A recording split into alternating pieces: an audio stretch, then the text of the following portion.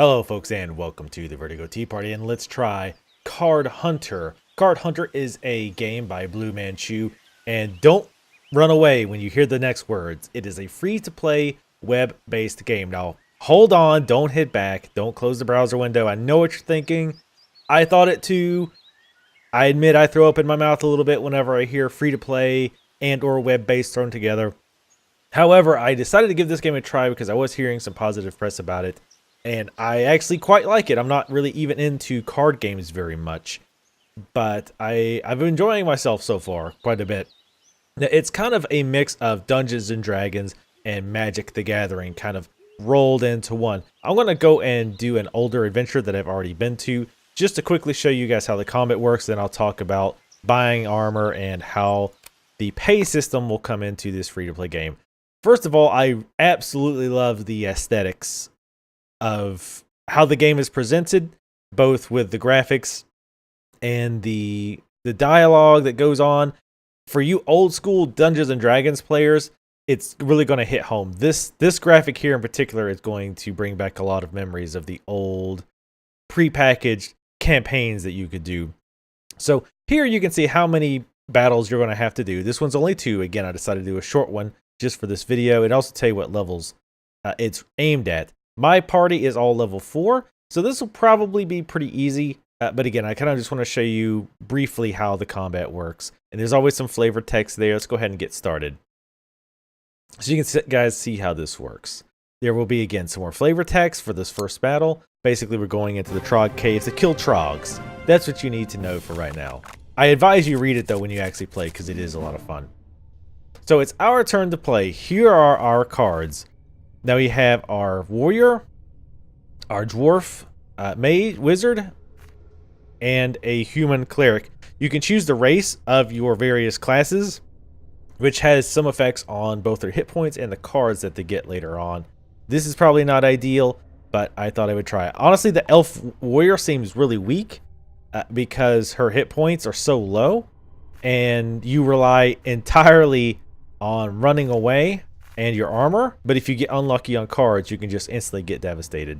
So Elf Warrior might not be the best, though it's an interesting take. Anyway, so we have the 2 cave trogs here, and if you hover over them, you can see their health. You can actually see their names too, which kind of is important if you want to look in the battle log.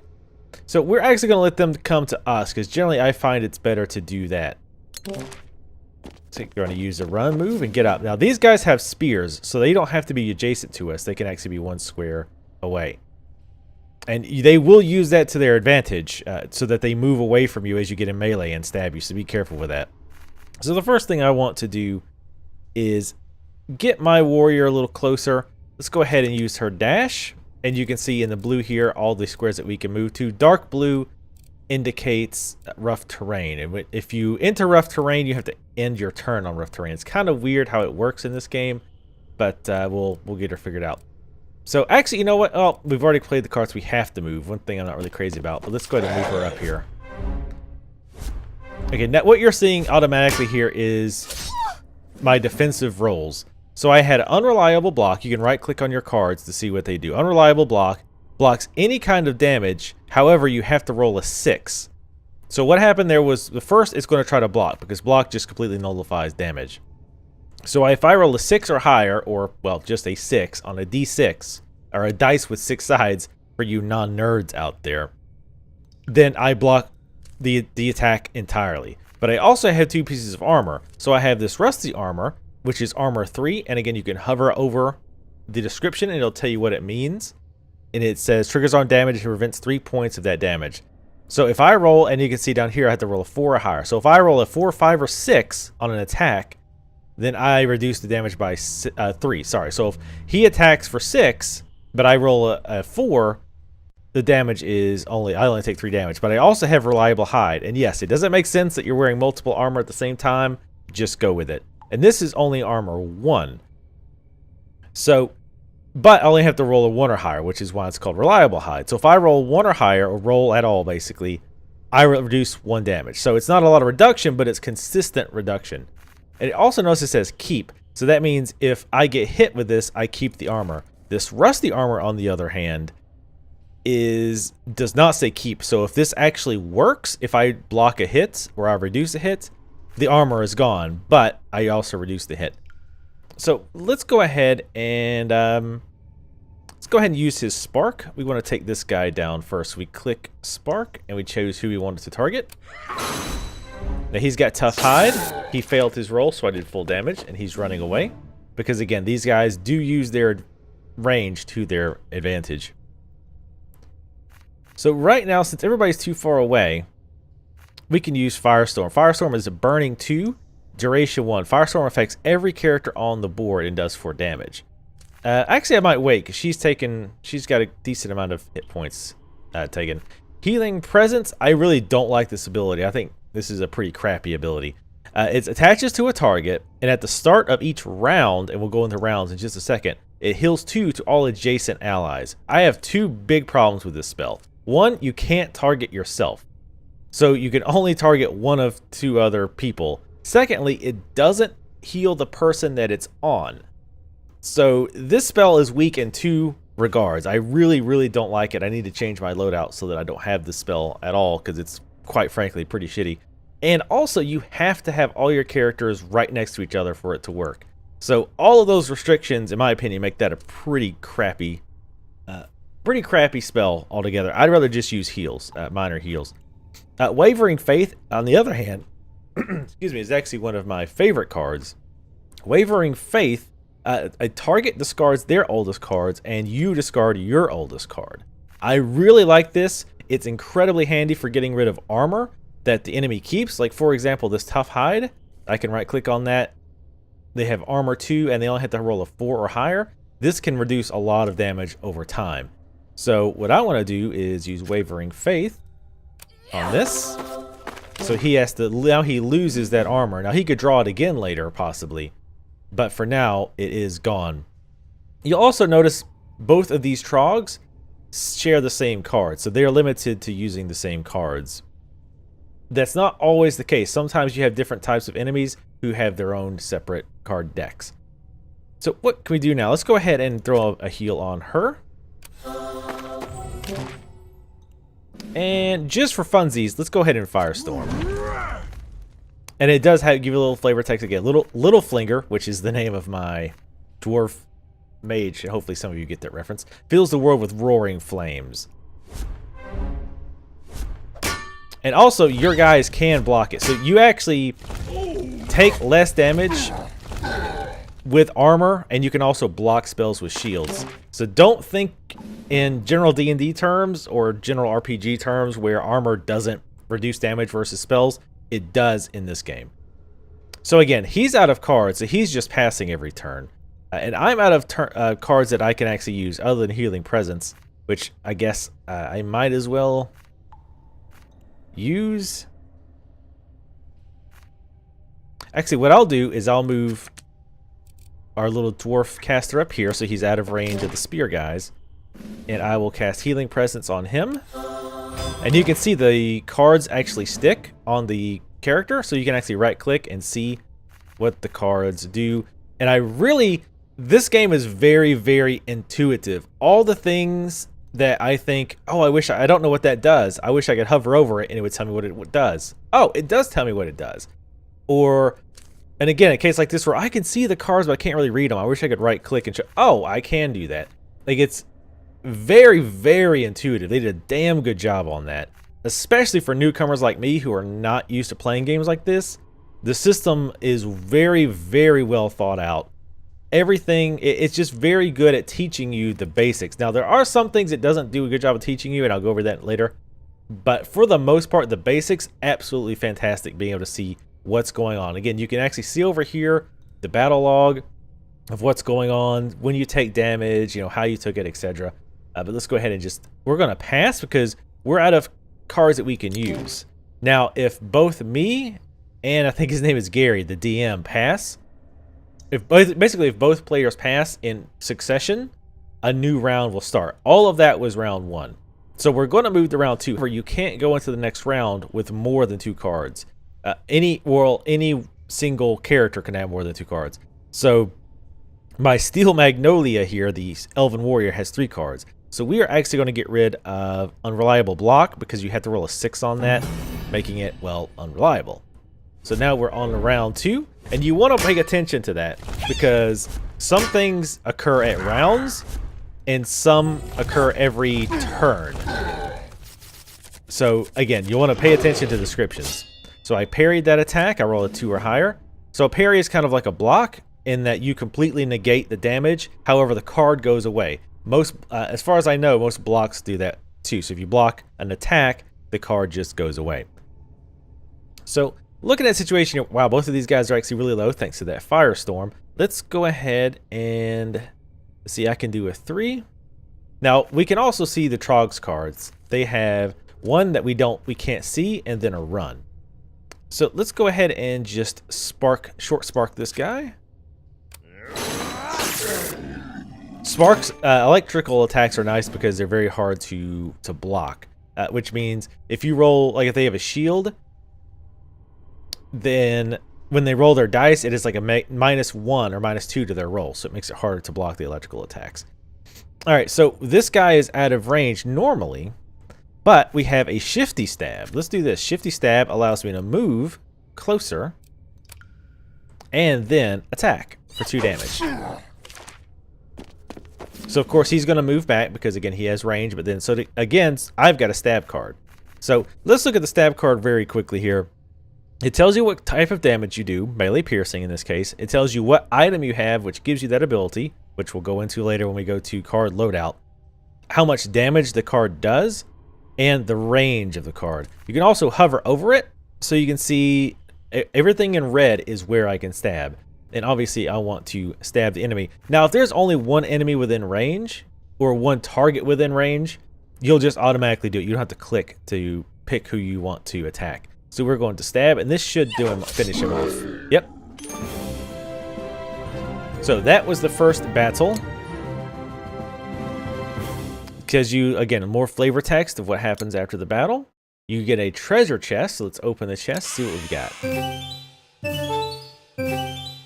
So our first piece, most of the time, at least in my experience so far, each individual battle throughout the it's not really the campaign, but for that, I can't think of the term, but anyway, through that encounter gives you 2. But then the very last, I'm not doing a very good describing it. So let me start again.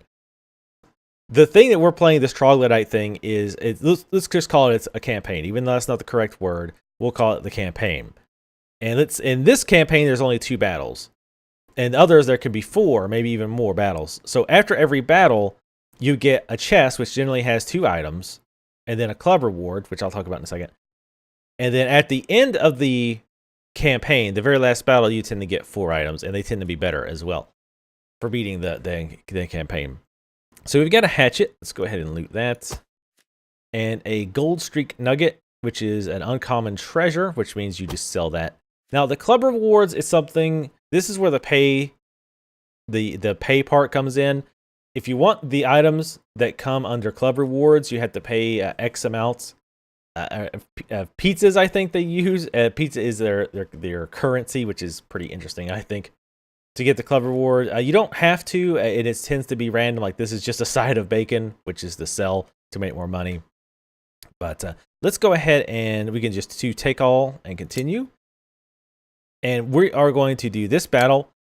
And after this, I'm going to go into more of the card building, buying items, and I'll talk a little bit about the multiplayer, even though I didn't really get a chance to play it, and I'll talk about why in a bit. So we've got 3 different spear guys here, and we're over here. We've got these walls and all this rough terrain. So the rough terrain could be a bit of a problem since they've got range. Let's go ahead and we're going to move him close, like, so he can see, but out of range. So things like these blocks will block line of sight. So if I wanted to cast this hotspot, which is a range of 6, notice I cannot cast it within these because these walls are blocking it. So line of sight is important. So again, I tend to actually like the enemies coming to me because it seems to be a little bit easier. We're going to use Wavering Faith. We'll go ahead and use it on this guy. I really like Wavering Faith. This might kill his move cards, though. What, really? Oh, he's out of line of sight. That's right. Let's see. But you do want to be careful because sometimes I've passed early on, and then the AI passed, and we all had to discard all but 2 cards, and that can kind of suck. We're going to go ahead and pass. I hope they don't pass. All right. Use Scuttle to move those guys up. Can you... No, that guy did not move. Well, I guess I could Wavering Faith on this guy.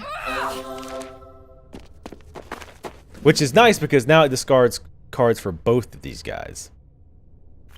I'm actually going to do it again because I'm a jerk. So now they have no cards. So what I'm actually going to do is use Hotspot. Hotspot allows you to make this terrain, well, hot. It's basically a lava tile. And I think that's pretty interesting. You can actually create rough terrain and volatile terrain. Like this terrain will burn them at the beginning of a round if he's still there. Well, I ate up all his move cards, so I know he can't move this round. So next round he'll take damage from that lava, and I think it'll kill him because it does quite a bit of damage. So she is too far to stab, so she is going to move up. Now, one thing I love about elves is the dash because they can move so much faster. We're not going to get too close to him because he'll just... Actually, he can't run away, can he? Well, for now, we're going to go within stabbing range so that next round he doesn't try to move. We will go ahead and stab him. He's down to 4 hit points. Let's see. Now, here's an Ember Spray. This is an AE, and it hits everything within that range. So if you hit allies, it will damage allies. I'm honestly not too worried about it. This is a pretty easy encounter. So for now, I'm actually going to cast it. And I will catch her in it. Sorry. But as you can see, they both get cards put on them. And if you look at it, a burning 1. So at the beginning of the next round, they will both take 1 damage. And again, that's fine. She can handle it. She's got 14 hit points. And she's a cleric. This Trog, who only has 3 hit points, that's going to hurt a little bit more. So let's go ahead and pass. We're going to go into a new round because Gary already passed. Now this guy's going to take damage. Well, we'll take our hot damage. Yep, he took like 8 damage for being in the lava, so that killed him. Stabbed, and I blocked some damage thanks to rolling positively on the armor. So this guy's just about dead. We'll go ahead and use Short Spark to finish him off. Now, those things that are popping up, those little V's and stars, those are victory points. More often than not, at least in the campaign, you get victory points from killing the enemies, and the enemies get victory points from killing you. Whoever gets all their victory points first wins. Again, so far in the campaign, winning just boils down to killing all the other enemies, or killing all the enemies. So just to be an ass, we are going to Wavering Faith. Oh, he's in the way. We are going to actually go over here so he can't stab us. He's going to stab the dwarf. Now, nice thing about having a dwarf wizard is they have quite a lot of hit points, but they can't move very fast. But as a wizard, that's usually not a big deal. So we've discarded one of his cards. He's down to 1. Let's see. Well, actually, our Ember Spray will hit him from this angle. So let's go ahead and do that. And the other nice thing too is there's a Flame Spray as well, and those effects do stack. So you can actually do some pretty nice damage over time buffs, and actually even just dot them up and then run away, which is kind of a plus and a minus, to be honest.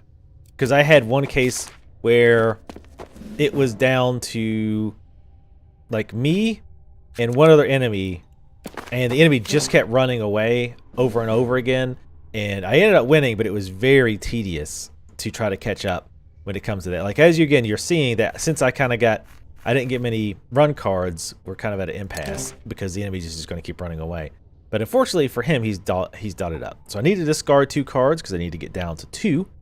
Unreliable block, and I need an attack of some kind.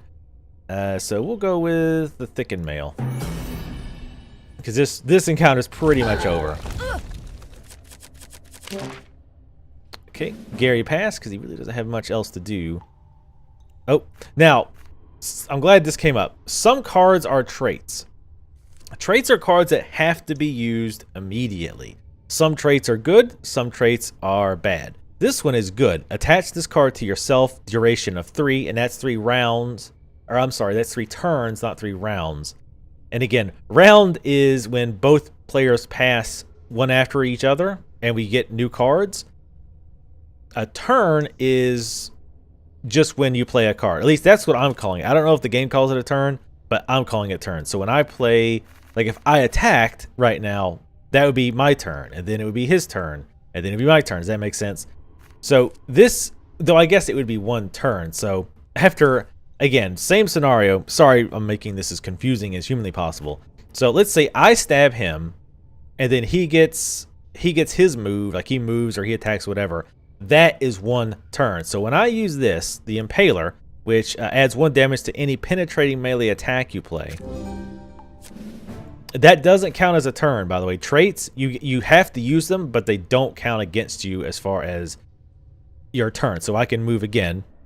Now, unfortunately, even though stab should be piercing, I don't think it gives me an Impaler bonus. Yeah, for some reason it doesn't. I don't know if that's bugged or not. So that was 1 turn. I attacked, he passed. That's a full turn. So I still have 2 turns left on this Impaler card. And I still don't understand why stab doesn't count. I'm guessing it's a bug, because that's melee piercing, and this is melee piercing, but yet this actually does get the Impaler bonus. Again, I don't quite understand that, but all right, now here's the problem. And I just want to show you kind of a strategy element that we don't really need to do right now, but I'm going to anyway. This guy we know has at least 1 move. If I try to move up to him, he's just going to run away again, and I won't be able to use penetrating cut. We'll forget that I have stab for the moment. So what I want to do is get him to use his movement now. So first, let's try to make a hotspot. He'll probably move when I do that. Yeah, because else he would immediately die in the next round. So next, I'm going to get right up close to him with a dwarf. Aha, see, and he did have another run card. So now he's used all his cards. Now I will use my elf to dash up, since he can no longer run away. And his back is to me, which is important. Well, in this case it's not, but if an enemy has a block card and you're attacking from the back, they cannot block it. And some armor also doesn't work from the back for some reason. So this normally does 3 damage, but I have Impaler, so it actually does 4 damage, which brings him down to 1. And this is going to be it for him. And we get an exploding unicorn, which is always good. Again, more flavor text. Let's go ahead and collect our loot. Yep, our Elfin Warrior Steel Magnolia got a level.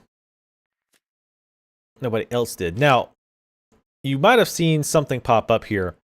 As you level, you gain new weapon and armor slots. You get all kinds of, like, you get martial skills, you get elven, like, racial skills.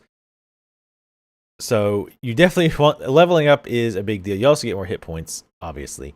So let's go ahead and open our chest. There should be 4 items here. Yep. Uncommon. Uncommon. Ooh, and a rare. Unfortunately, that is a club item. So I cannot use that, even though it's not really that great anyway. So we have a chipped shield, which gives us some kind of crappy blocks. Some armor, which gives us, obviously, some hide armor and a dimensional traveler. We have a wand and some armor. We're just going to take all that for now. So, how do you do your layout? How do you figure out which cards you can use? Well, let's go to our keep, and I will show you how that works. So as I talked about before, you have weapon slots, armor slots, etc. So let's focus on our Elven Warrior right now, Steel Magnolia. When I highlight this sword, you'll see those cards pop up. All of these cards are the cards I take into a session, right? When I draw cards, it comes from these decks. I don't get to choose what comes up, but then, of course, once they're up, I can choose which ones I want to use. So the idea is to have a balanced set of cards between, you know, what your party is designed to do. For example, I have that Impaler card that came up earlier, which makes me do extra damage with penetrating. So I picked weapons which have more penetrating or more piercing abilities, so that once this impaler does come up, I get the full benefit of that. So how does this work? Well, when I highlight Shiny Blade, you see those 6 cards pop up. If I right click, you can see all of these cards that come with this blade. So let's say, you know what, I don't really want piercing attacks anymore. I want, let's see, when you highlight a weapon, if you can put it in a certain slot, it will go green. You can see now. Let's say that I want some of these chops. So what I do is I swap my hatchet out with the sword, and now you see the cards have changed. Now I have these chop and weak strikes. So in a nutshell, what I'm saying in the most complicated way that I possibly can, yet again, is that the cards that are shown, or the cards that you have access to, are based on your weapons and your armor. And one cool thing is, even if you don't have anything in that slot, like this shield, I still get some cards. They're not very good. Like you can see in this case, they're all unreliable block, which will block damage, but you have to roll a 6 or better in order to do it. So generally you do want items in that slot, but if you get a new slot open and you don't happen to have any items for it, you're not penalized. Well, you do get some abilities. And again, there is going to be a lot of balancing that you'll want to do with your decks, because I have issues, or at least with the deck that I tried with multiplayer, where my characters kept coming up with way too many armors and way too many move type actions, but I had no attacks at all, which can be a problem. Which, you know, part of that is luck of the draw, but part of it is making your own luck and, you know, creating a more powerful all around good deck, so that the likelihood of that happening is lower. So you see I've got a new weapon slot here. So, and I can also sort this again. Like every time I think, oh man, I wish I could do this, I'm just like, oh, I can do that. I really like this. So because I wanted to find a weapon and I didn't want to dig through my bags. So I gotta look at this weapon. I'm like, oh, this is pretty sweet. Now here's one thing I don't understand that's not explained very well at all in the game. If you look above the title, it says Acrobat's Blade, and it has 2 little gems. Well, it keeps saying that some of these items require you to have these gems, and you get them as you level. But I've never got them as I level. So do I not get them until like a higher level? I'm assuming that's the case, but it's never explained to me why I don't have them. So I can't actually equip that, even though it's a weapon. It has these 2 orbs that I have to have, and I don't have them for whatever reason, maybe because I'm not high enough, so I can't equip it. So I had to pick another weapon. But again, as you can see, even if I don't have anything equipped, I do get some basic attacks like bludgeon and simple strike. But I would rather have something more awesome, like the Kobold Killer. Let's put that bad boy in there. And again, this is the same for armor. Obviously, armors tend to give you more defensive type abilities, and boots tend to give you more both defense and movement. But there will be some cases where, for example, Victoria, she has the armor, but she also has 2 Wavering Faith. As you can see, I really like Wavering Faith because I have a lot of those cards. And again, as you level, you unlock more and more slots to put more items in to make your deck even bigger and bigger.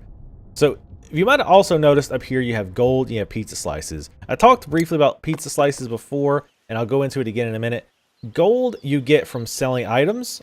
Let's go to the armory. The armory has new items every day. I don't know what time it resets, but these items will change every day, and you can buy items with your gold. So first thing is a sort of treasure. Treasure is just basically your gray items, the stuff you want to sell. So you just drop over here, which is kind of weird because it actually just drops it right on top. You can also sell all these items that you're not using. Like I don't need 2 copies of this. A lot of the stuff doesn't sell well at all, like 2 gold, 1 gold, 1 gold, 1 gold. So a lot of this doesn't sell well at all. Now this is a legendary and it sells for 100 gold. So that's really nice.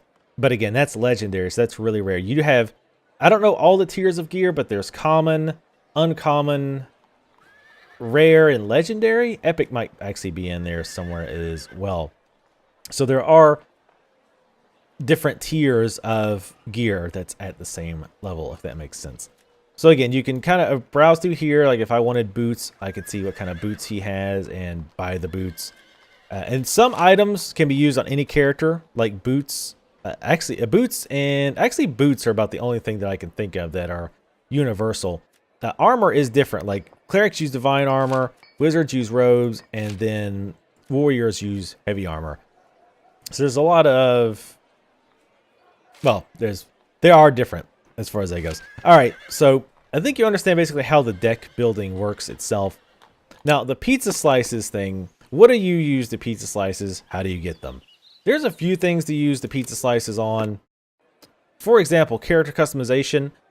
Like it gives you a few pizza slices just as you're playing the game.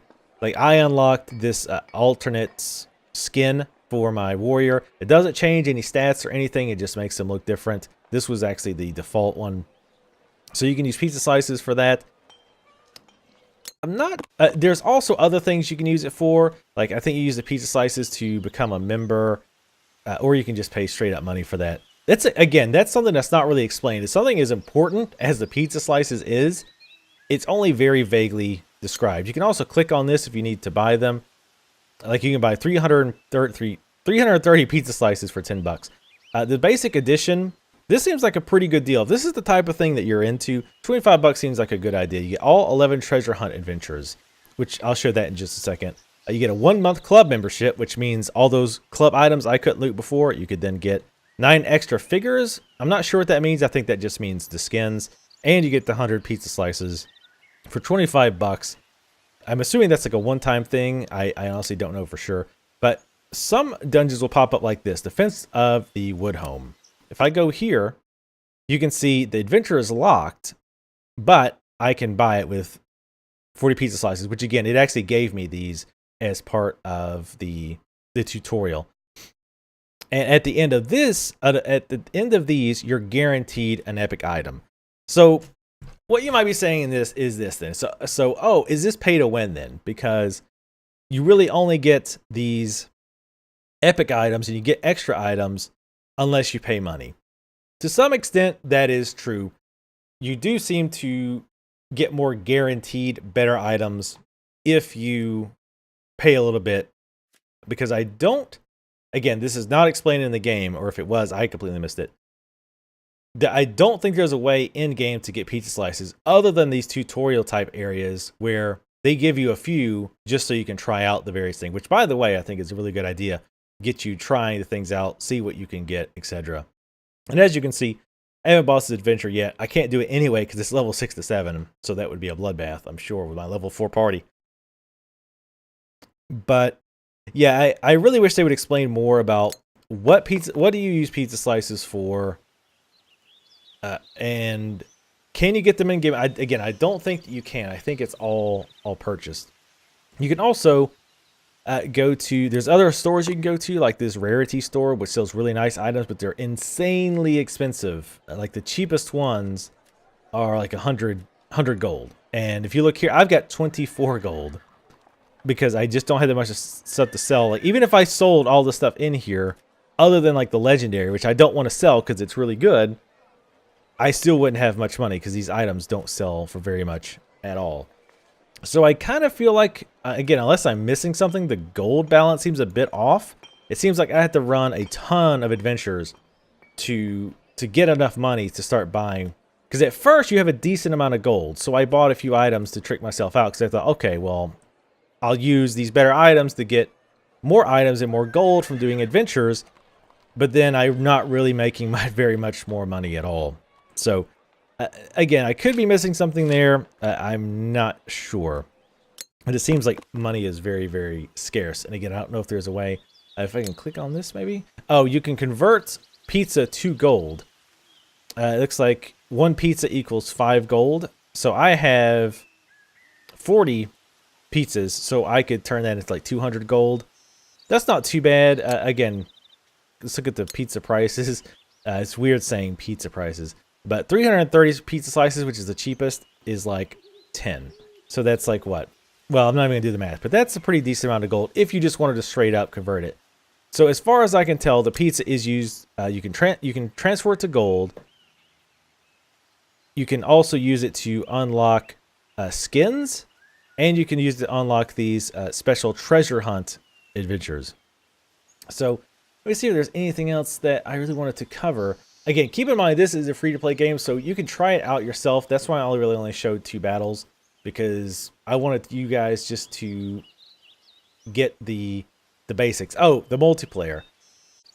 I'm not a fan. I don't really care about the multiplayer in general.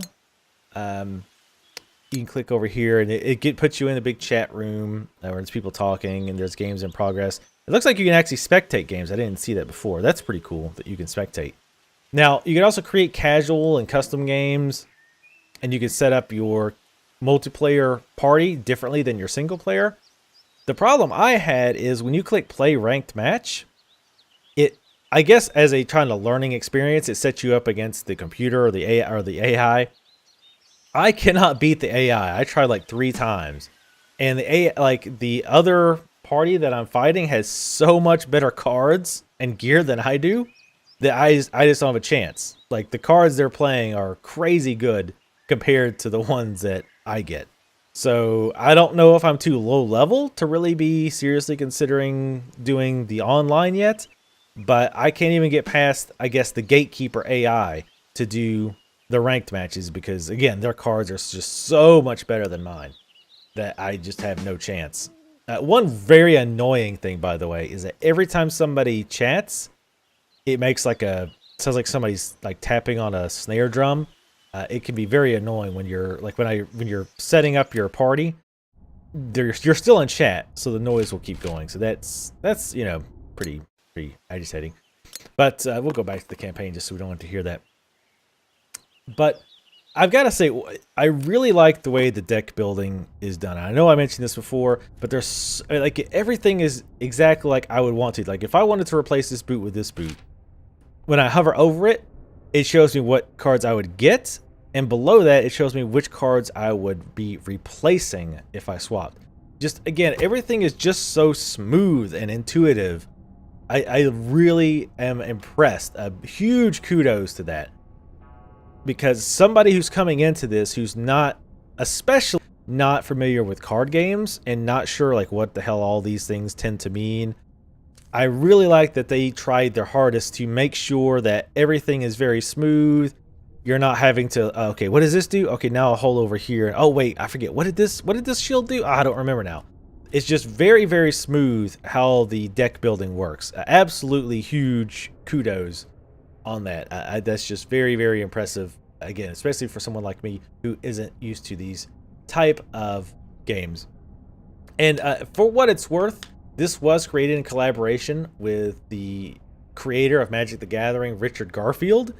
Again, I'm not really into card games. Some of you that name might ring a bell and might be impressive to you. Unfortunately, I never really played that, so the name is lost on me. So definitely try this out. You can't possibly lose anything because it's a free-to-play game. I've been playing all of this. I've played several hours and not paid a single cent. And these dungeons reset every day. Like you can see at this Caverns of the Troglodytes, it's exhausted. I can't do it again. It resets daily. And now you might ask, well, what's the point? Why would I want to go back to these? Well, one, you still get experience and loot. But you can also change out your party. You can, like, if you want to say, you know what, this elf warrior is not working for me. I want to try dwarf warrior. You can do that. Let's see. Oh, you can also buy chests here with pizza, it looks like. Magnificent chest, 5 random items, 1 rare or better, levels 1 to 18. Takes 30 slices of pizza. Or you can buy a simple chest with gold, which has 2 random items, level 1 to 18. And there is a way, and I forget how to do it, actually right off the top of my head, but there is, oh, I think I go to the tavern. Yeah, you can hire new warriors, or new priest, hire new party members, and this takes gold, not pizzas. So it doesn't take real life money to hire these. So you can try out different things. So like I might check out, it's like, again, this elf warrior is not working out. I might want to try a human warrior. So anyway, I think I've talked enough about this. Absolutely try this out. I will say for sure that I was very skeptical going in. Free to play, web-based, two words that tend to send shivers up my spine. But this game is actually a lot of fun. I don't know how far you can get realistically without paying any money. So again, I've played several hours, not spent a dime. So check it out yourself. I have put the link in the description below. It's just game.cardhunter.com. You set an account up, very quick, very easy, and you'll hop right into it. Let me know what you guys think. If you play this, let me know. I'd be interested to hear your thoughts on this as well. Follow me on Twitter, subscribe if you'd like to see more of these videos, and I will see you next time.